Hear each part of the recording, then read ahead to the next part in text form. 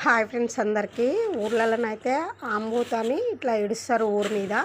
ఇదైతే ఆంబోతు ఊర్లో. ఇంకా ఇంతకుముందు పెద్ద ఆంబోతుండే అది ఒక చెరువు కుంటల పడి చనిపోయింది. అది చనిపోయిన తర్వాత ఇది ఊర్లో ఒకరు ఇడ్చిరు, మొక్కుకొని ఇడుస్తారు అన్నట్టు. ఏదైనా మొక్కుకొని మాకు మంచి జరగాలి తండ్రి అని మొక్కుకొని ఇట్లా ఆంబోతుని ఇడిస్తే ఈ ఆంబోతు అయితే ఏడ చెలకలల్లా పొలాలల్లో పోయి అయితే అసలు తినదు.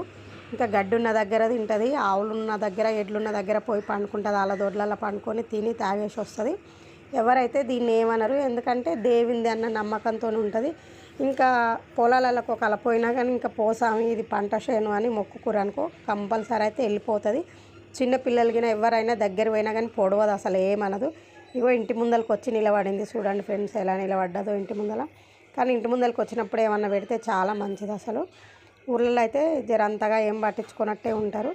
అలా పెట్టాలి ఫ్రెండ్స్, ఇంటి ముందరికి వచ్చినప్పుడు అలా వస్తే దీవిస్తుంది అని